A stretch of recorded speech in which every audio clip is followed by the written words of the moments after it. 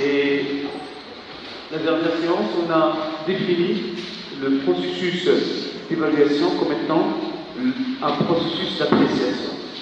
En s'appuyant sur ce processus, le manager ou le responsable ressources humaines peut mesurer la contribution des salariés, la contribution personnelle dans le rendement ou la productivité collective. Certes, c'est un processus qui s'inscrit dans une logique de management RH, et c'est un processus qui crée de la valeur ajoutée, dans le sens où c'est un moyen pour motiver le personnel. Donc, la question auquel nous allons essayer d'apporter des éléments de réponse aujourd'hui, c'est pourquoi on doit instaurer un système d'évaluation, quelles sont les limites, les inconvénients, les avantages d'un système d'évaluation, et quelles sont les modalités à suivre, à mettre en place pour assurer, pour tout simplement évaluer son personnel. Alors, la question suivante, à quoi sert l'appréciation, est une question dont l'objectif c'est de comprendre le pourquoi de ce processus. Alors, mettre en place un système d'appréciation sert tout simplement à satisfaire plusieurs objectifs. Les entreprises qui instaurent, qui intègrent, qui mettent en place un système d'évaluation, ils cherchent à atteindre plusieurs objectifs. Alors, voilà le premier objectif, s'il vous plaît, la première parmi les raisons qui poussent les entreprises à mettre en place un système.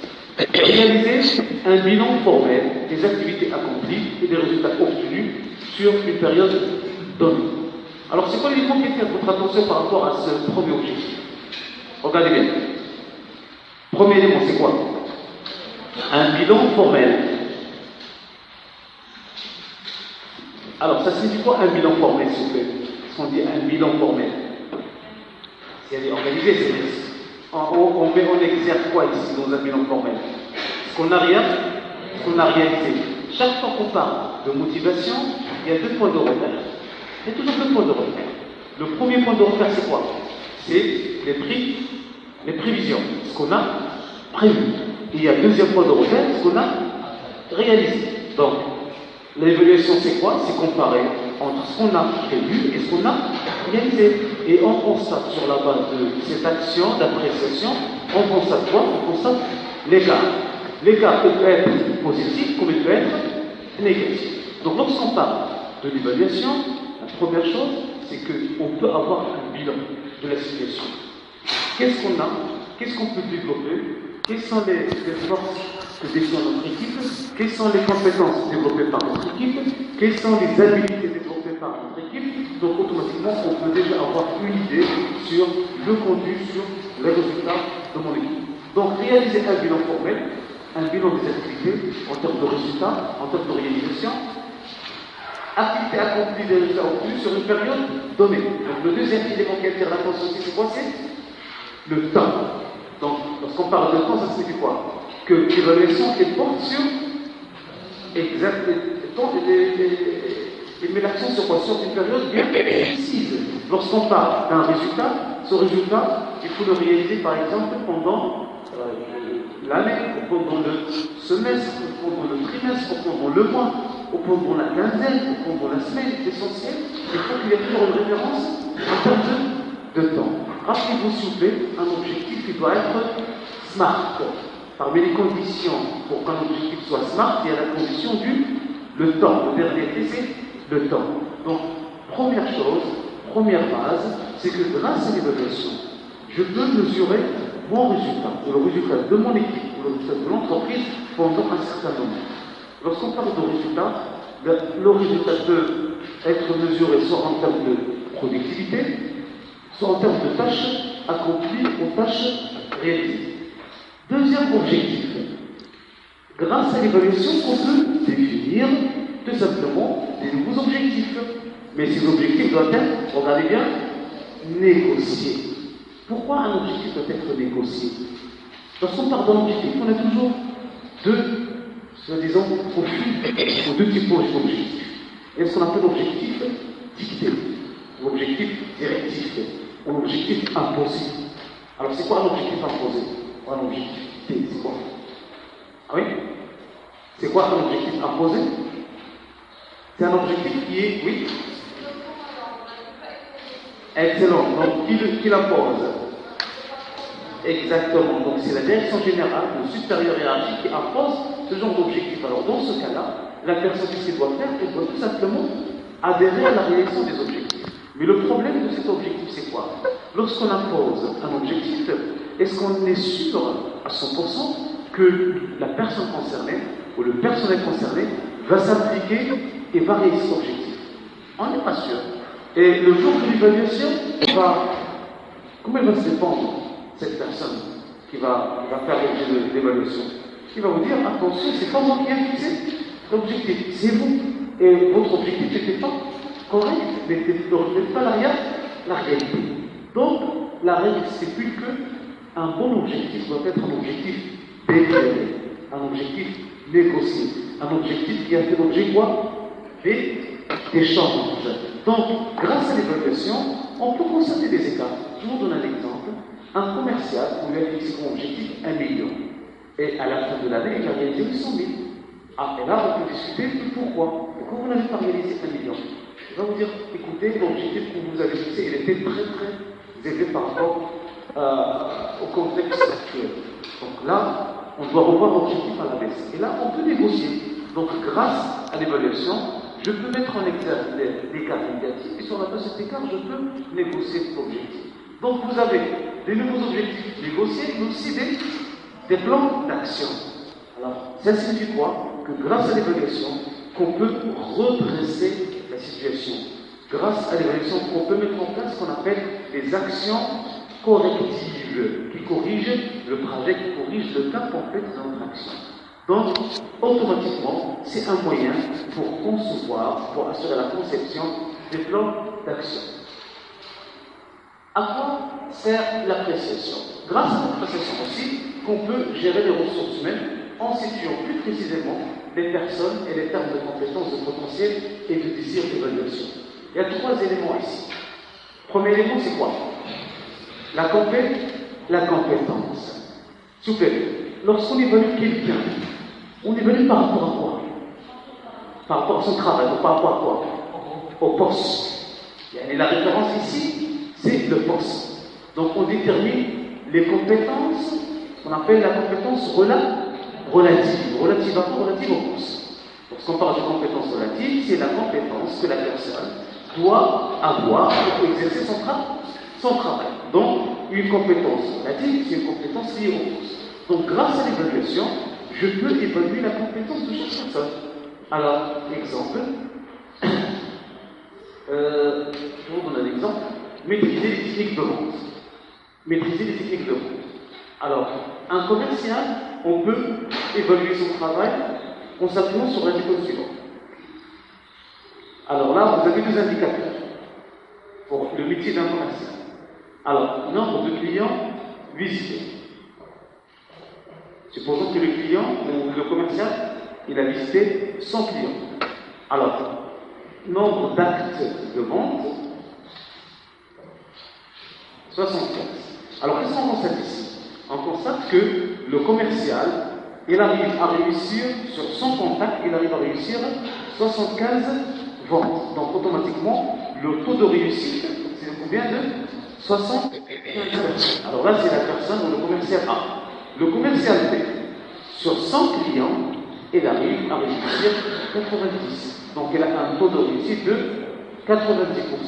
Alors, sur la base de cet indicateur, on peut dire que la personne B, elle maîtrise mieux les techniques de vente que la personne A. Donc, dans ce cas-là, grâce à des indicateurs, je peux évaluer des compétences particulières, des compétences relatives au poste. Donc, c'est la base d'un bilan de compétences.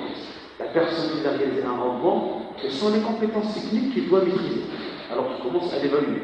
Quelles sont les compétences comportementales qu'il doit avoir? Et je dois les évaluer aussi. Et dans ce sens, je mesure la valeur ajoutée de la personne, le rendement de la personne, mais toujours en faisant appel à la notion poste. Attention, rappelez-vous la condition concernant l'évaluation, j'ai expliqué la dernière séance. L'évaluation sert à mesurer, à apprécier la valeur créée par une personne et non pas la valeur d'une personne. Donc, c'est-à-dire que la personne, c'est toujours par rapport à son sens. Donc, voilà le premier élément, c'est la notion de compétence, mais aussi la notion de potentiel. C'est-à-dire quoi? On évalue la personne par rapport à ce qu'il a fait, ce qu'il est en train de faire, mais ce qu'il doit ou ce qu'il peut faire. Alors, dans ce sens, on s'inscrit dans une logique de quoi? Dans une logique d'évolution. Qu'est-ce qu'il doit avoir cette personne comme compétence complémentaire? Et dernier élément, le désir d'évaluation. Écoutez bien ce que lorsqu'on parle de l'évaluation, quelle que soit la nature de l'entreprise, on a toujours deux profils. Il y a un premier profil de personnel qui désire l'évaluation. Il veut l'évaluation. Il cherche à être évalué. Parce qu'il considère l'évaluation comme étant quoi? Une chance, une opportunité pour évoluer. Donc, oui, c'est bien. C'est bien de mettre en place une évaluation parce que ça va mettre en exergue les forces et les faiblesses de chaque personne.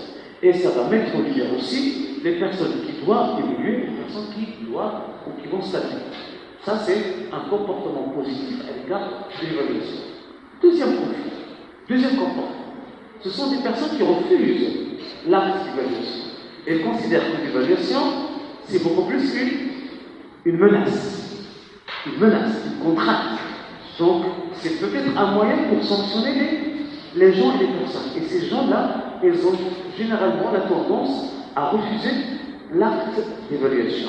Donc, en tant que manager RH, il faut être capable de communiquer la notion d'évaluation ou le processus d'évaluation comme étant une chance, une valeur pour tout le monde, une valeur ajoutée pour tout le monde. Et comme ça, le personnel va accepter, va adhérer à ce processus d'évaluation. Un autre objectif, c'est que grâce à l'évaluation, on peut renforcer l'adhésion et développer les motivations. Alors, renforcer l'adhésion, c'est clair. Parce que lorsqu'on évalue, on détermine les points forts et les points faibles des personnes. Et l'objectif, donc, c'est mettre en place un plan d'action pour redresser les points faibles de cette personne. Et ça crée quoi? Ça crée tout simplement une certaine fidélisation. On fidélise davantage le personnel. Le personnel dit, voilà, cette entreprise est en train d'apprécier ce que je fais. Elle est en train de récompenser mon effort. Donc, je vais m'impliquer davantage. Mais attention, tout ça, on accepte cette philosophie si on est dans une optique qui considère l'évaluation comme étant un processus de développement. Attention, il y a beaucoup de patrons, beaucoup de managers qui utilisent l'évaluation pour sanctionner. Il a évalué la personne pour justifier les décisions de licenciement, les décisions de redéploiement, les décisions de mobilité, les décisions de rétrogradation. Et si le manager de l'entreprise a cette perception de l'évaluation, eh bien, elle sera rejetée, refusée par le personnel. Donc, grâce à l'évaluation, on peut renforcer l'adhésion, on peut comprendre le dysfonctionnement, on peut comprendre les anomalies, on peut comprendre les problèmes, on peut dégager les plans d'action qui vont fidéliser davantage le personnel de l'entreprise. Donc, l'évaluation permet aussi d'accroître la cohérence entre les orientations individuelles et collectives. Super. En management, dans le cours de management en première année, on vous a expliqué comme quoi l'organisation, c'est un jeu d'équilibre. Lorsqu'on parle d'une organisation, une entreprise, en fin de compte, c'est un système qui cherche un équilibre. N'est-ce pas? Une entreprise organisée, une organisation doit être un système d'équilibre. Pour assurer le bon fonctionnement, il faut que ça soit équilibré. Parmi les conditions d'équilibre, c'est quoi? Il faut qu'il y ait une convergence entre quoi et quoi? Entre les objectifs individuels et les objectifs collectifs, l'objectif de l'entreprise. Donc il faut qu'il y ait quoi? Un effort de rapprochement. Lorsqu'on est sur l'évaluation, on essaye de quoi? D'abord de communiquer l'objectif de l'entreprise et à la fois de comprendre l'objectif de chaque personne. Et en tant que manager, je dois chercher quoi? Exactement un compromis, un équilibre. Par exemple, il y a une personne qui cherche à évoluer rapidement. Nous, on est pour l'évolution, mais pas une évolution rapide. Alors là, je vais insister sur l'évolution, mais je vais agir sur le temps d'évolution. Donc le manager, il doit pousser le personnel à adhérer à l'objectif global. Et il doit pousser la direction générale à prendre en considération l'objectif individuel. S'il vous plaît, rappelez-vous de ce principe de base. Une organisation, c'est un enjeu d'équilibre qu'il faut instaurer. Et on l'instaure grâce à quoi? Grâce à la compatibilité entre l'objectif individuel, l'objectif de chaque personne, et l'objectif de l'organisation, l'objectif collectif au global. Alors, dernier élément, c'est que grâce à l'évaluation, on peut instaurer une certaine clarté de relations interpersonnelles et la transparence dans la vie. C'est clair. Pourquoi? S'il vous plaît, lorsqu'un manager est là sur l'acte d'évaluer ou l'acte d'évaluation, automatiquement, il est en train de quoi? D'échanger avec le personnel. Et cet échange va créer quoi? Va créer des bases pour une bonne relation. Donc le manager, il essaie de comprendre pourquoi son équipe, ou pourquoi les membres de son équipe n'arrivent pas à atteindre l'objectif. Pourquoi? Est-ce que vous avez des problèmes de moyens? Est-ce que vous avez des problèmes de ressources? Est-ce que vous avez des problèmes d'objectif qui n'est pas ambigu, qui est ambigu, qui n'est pas atteignable? Est-ce que vous avez un problème de compétences? Alors grâce à ce genre de questions, on essaie de quoi? D'analyser le problème ensemble, de négocier, de discuter, et ça fait quoi? Ça renforce les décisions, ça renforce les relations. Par contre, si j'opte pour un système directif, qu'est-ce que je fais? J'assure l'évaluation et je mets en place les actions correctives, et là je oblige la personne à assurer ou à adhérer à cette action. Non, il ne faut pas qu'il y ait ce critère ou cette caractéristique d'obligation. Il faut que ce soit un processus délibéré. Il faut que ce soit le résultat d'une certaine coalition, d'une certaine délibération au sein de l'entreprise. Donc, voilà s'il vous plaît les éléments positifs de façon générale pour l'entreprise lorsqu'on parle de l'évaluation. Mais un système d'évaluation, pour qu'il soit un système qui crée de la valeur ajoutée, doit respecter 3 conditions.